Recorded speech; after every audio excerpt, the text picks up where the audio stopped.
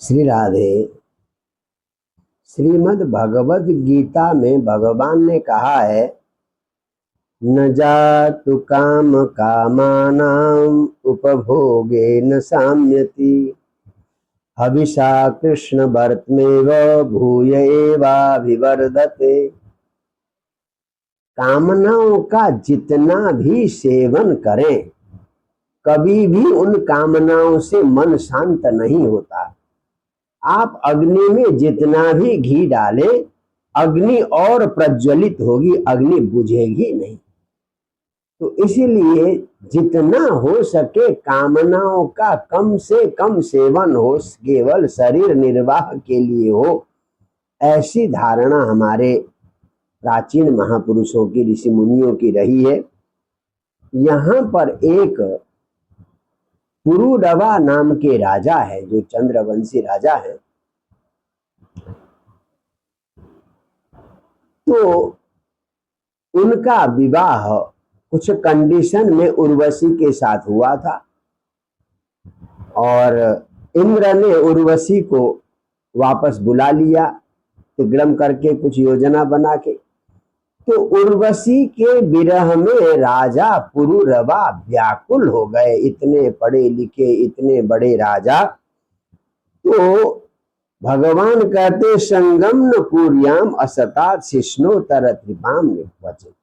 जो केवल अपनी वासना को तृप्त करने वाले और पेट को तृप्त करने वाले, केवल खाना और वासना का उपभोग, केवल इतना ही जिनका लक्ष्य है, ऐसे लोगों के साथ कभी भी संगति नहीं करनी चाहिए। अगर ऐसे लोगों की संगति करेंगे तो भगवान कहते पतत्यंधानुगांधवत। अगर अंधे का पीछा करेंगे, अंधे का अनुकरण करेंगे, अंधा खड्डे में गिर जाएगा तो आप भी क्या हो जाएंगे? खड्डे में गिर जाएंगे। तो अंधे का अनुगमन करने वाला जैसे खड्डे में गिर जाता है, उसी प्रकार से वासना का उपभोग करने वाले, केवल जीव का लालची व्यक्ति, उसके साथ संगति नहीं करनी चाहिए।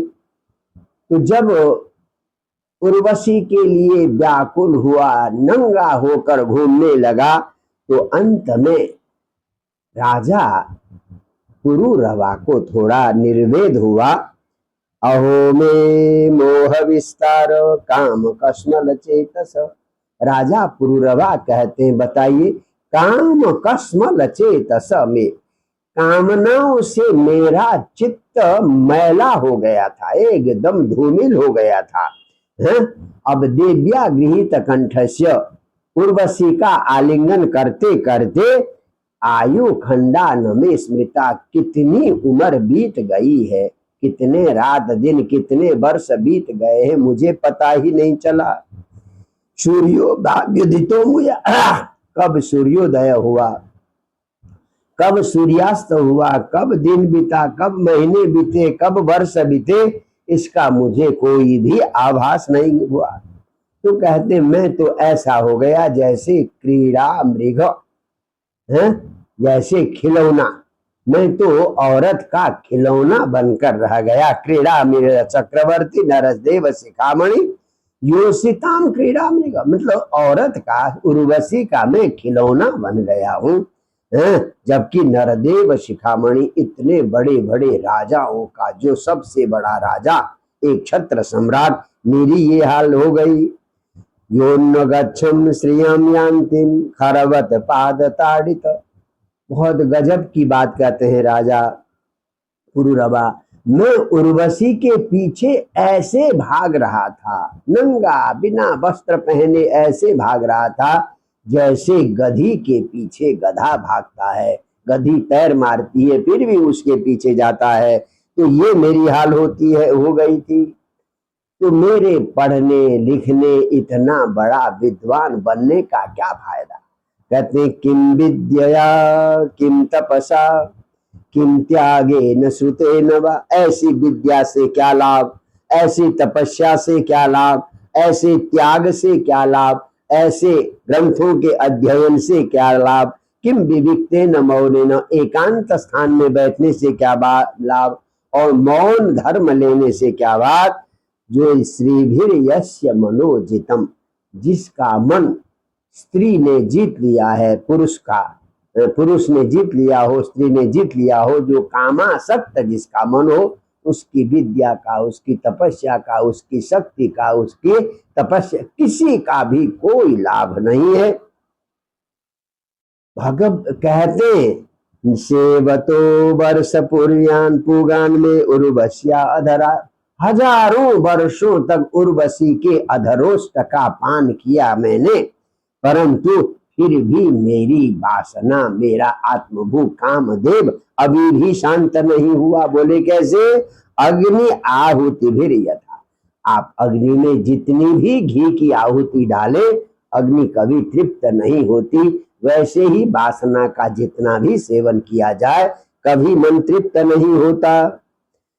फिर कहता है उर्वशी ने भी मुझे समझाने का प्रयास किया, पर मैं इतना रागांध हो गया था, मुझे समझ में नहीं आया। बोधितस्यापि देव्या में सुक्तवा, क्योंकि उसमें ऋग्वेद में उर्वशी सुक्त भी, पुररवा सुक्त भी है, वहां पर उन दोनों की बातचीत होती है, उर्वशी समझाने का प्रयास करती है। तो सुक्त वाक्य में बोधितस्यापि, यानी वेद मंत्रों के वाक्य से समझाना चाहा उर्वशी ने, फिर भी मेरा मोह नहीं गया। कहते हैं मैं उर्वशी को भी क्या दोष दूं, जो बेवकूफ व्यक्ति रस्सी को सर्प समझ बैठता है, तो यहाँ रस्सी का दोष नहीं है, दोष है रस्सी को सर्प समझने वाले बेवकूफ का। इसलिए यहाँ उर्वशी को दोष देना भी उचित नहीं है। यहाँ तो बेवकूफी हमारी है, जो हम रस्सी को सर्प समझकर उससे डरते हैं, व्याकुल हो जाते हैं, भयभीत हो जाते हैं, भाग जाते हैं। तो इसीलिए फिर राजा सोचते हैं, बताइए कहाँ तो विकृत शरीर, और हम क्या कहते हैं, ओ कैसा कमल जैसा मुख है, यानी जिस मुख से, नाक से, आंख से, मुख से, कान से गंदगी ही गंदगी निकलती है, और उसी मुख को हम क्या कहते हैं, कमल मुखी, कमल जैसा मुख है। देखिए वायम मलीम सह कायो दौर्गंध्याध्यात्म को सूची, हमारा शरीर बड़ा मैला है, 2 दिन न नहाए तो कितनी गंदगी है, हर छिद्र से गंदगी ही गंदगी निकलती है, और फिर भी क्या कहते हैं, आहा हा हा हा, कमल जैसा सुंदर मुख है। तो अब बताइए हमारे इस शरीर का असली अधिकारी कौन है? क्या जिनके रजवीर्य से हमारा शरीर बना है, कि ये इस शरीर पर पितरों पिता का अधिकार है, या भार्या, या इस शरीर से खेलने वाली पत्नी का अधिकार है हमारे शरीर पर, या स्वामी नो, या कोई मालिक है जो वेतन देकर इस शरीर से काम करवाता है, वो मालिक उस शरीर का मालिक है, या अंत में जब सांस निकल जाता है, व्यक्ति मर जाता है, तो वो शरीर किसको सौंपा जाता है? अग्नि को सौंपा जाता है, चिता में जला। तो क्या इस शरीर का मालिक अग्नि है? या अगर नहीं जलाया तो या तो स्व कुत्ते खाएंगे या गिद्ध आदि खाएंगे। तो हमारे इस शरीर का मालिक क्या कुत्ते और गिद्ध है? किमात्मना किम सूर्यधाम, क्या हमारे मन का मालिक है शरीर? इस शरीर का मालिक हमारा मन है या हमारे मित्र है? तो ना बसीदती, आज तक हमें ये पता ही नहीं चल पाया इस हमारे शरीर का असली स्वामी, असली मालिक कौन है? इस शरीर की स्थिति क्या है? त्वंगमान सरुधिर स्नायु मेदो मज्जास्ति संहतौ बिणमुत्र पूये रमताम कृमिणाम कियदंतर। बहुत गजब की बात कही है राजा पुरुरवा ने। हमारा शरीर क्या है? त्वक ऊपर से चमड़ा है, अंदर मांस है, रुधिर खून है, स्नायु नसें हैं, मेदा है, चर्बी है, मज्जा है और अस्थि हड्डी है। इन्हीं सब चीजों से बना हुआ है हमारा शरीर। और हमारे शरीर के मध्य में पेट में क्या रखा हुआ है? बिन मूत्र पूये है, यानी इस शरीर के अंदर या तो विष्ठा है या पेशाब है या पीप है, ये सारी गंदगी इस शरीर में भरी हुई है। ऐसे शरीर के साथ जो रमण करता है, ऐसे शरीर के साथ वासना की पूर्ति करता है, तो उस वासना पूर्ति करने वाले व्यक्ति में और सड़े हुए शरीर में रेंगने वाले कीड़ों में क्या अंतर है? कोई भी अंतर नहीं। बहुत ही एकदम वैराग्यपूर्ण बात कही है।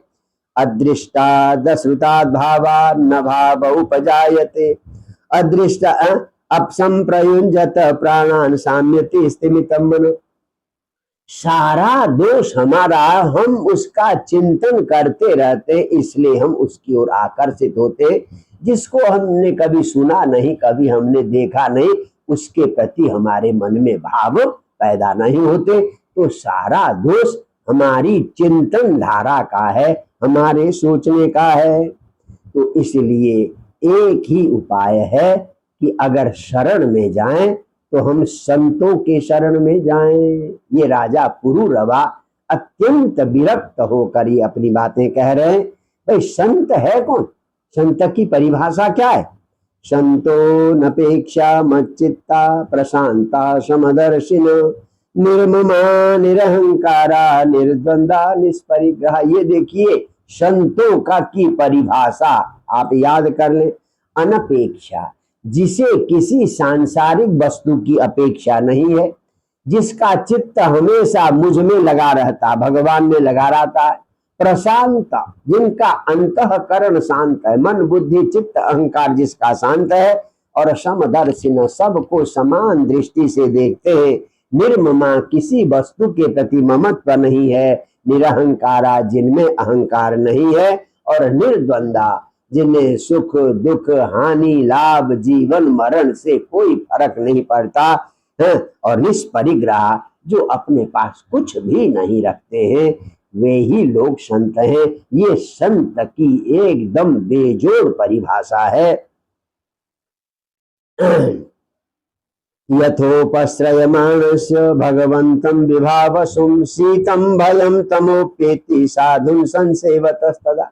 जैसे आप जंगल में अकेले हैं, अगर आपने अग्नि का सहारा ले लिया तो क्या होगा? न तो आपको सर्दी का डर, न किसी जंगली जानवर का डर, न अंधेरे का डर। यानी अग्नि का आश्रय लेते ही आपकी सर्दी भी भग जाएगी, आप ठंडी से परेशान नहीं होंगे। जंगली जानवरों का भी भय नहीं रहेगा, क्योंकि अग्नि के नजदीक जंगली जानवर नहीं आते हैं। और अंधेरा भी दूर हो जाए अग्नि के प्रकाश में। इसी प्रकार से साधु संसेवत, साधु की सेवा करेंगे तो आपको न तो संसार का कष्ट होगा, न किसी प्रकार की परेशानी होगी, आपका अधोपतन नहीं होगा। निमज्जोन्मज्जताम घोरे भवाब्दौ परमायनम संतो ब्रह्मविद शांता नवदृढ़ेवाप्सु मज्जता। जैसे पानी में डूबते हुए को नौका मिल जाए, वैसे ही इस भवसागर में निमज्ज उन्मज्जताम, कभी डूब रहे हैं कभी तैर रहे हैं भवसागर में गोते खा रहे मनुष्यों के लिए ब्रह्मविद शांता, ब्रह्म ज्ञानी ऐसे संत ही एकमात्र नौका है, एकमात्र आश्रय है, और कोई भी आश्रय नहीं है। अन्नम ही प्राणिनाम प्राण आर्तानाम शरणम त्वहम धर्मो वित्तम नृणाम प्रेत्य संतोर्वाग विद्यतोरणम। कहते प्राणियों का प्राण क्या है? अन्न है। अन्न न मिले तो प्राणी जीवित नहीं रह सकता। और जो दुखी है, दुखी का शरण कौन है? अहम, भगवान कहते। इन दुखी व्यक्ति अगर शरण ले तो किसका शरण ले? भगवान का शरण ले। और धर्मो वित्तवताम नृणाम, कहते हैं नृणाम वित्तम धर्म, यानी मनुष्यों के लिए धर्म ही असली वित्त है। क्योंकि मरने के बाद आपका धन आपके साथ नहीं जाएगा, आपका धर्म ही जाएगा। तो इसलिए मनुष्यों के लिए असली धन क्या है? धर्म ही है। और कहते हैं और अरबाग विभ्यतः संत, जो चारों ओर से डरे हुए, संसार से डरे हुए हैं, उनका शरण केवल और केवल संत है। तो सूर्य तो केवल हमारी बाहरी आंखों को रोशनी देता है और अंतःकरण को रोशनी चेतना देने वाला, विवेक देने वाला तो संत ही होता। बहुत बढ़िया बात कही है भगवान ने। संतो दिशंति चक्षुंसी बहिर्क समुत्थित, असली आंख तो संत ही देते। तृतीय नेत्र, भगवान शंकर का तृतीय नेत्र क्या है? विवेक रूपी नेत्र। तो तृतीय नेत्र जो विवेक रूपी नेत्र तो संत ही देते हैं। ये केवल बाहर के नेत्रों के लिए सूर्य प्रकाश देता है। तो इसलिए देवता भी संत हैं, बांधव भी संत हैं और भगवान भी संत हैं। सब कुछ संत ही संत है। संत का आश्रय लिए बिना मनुष्य का कल्याण नहीं है। तो ये बातें राजा पुरूरवा को जीवन के अंतिम क्षण में पता चली। जय जय श्री राधे।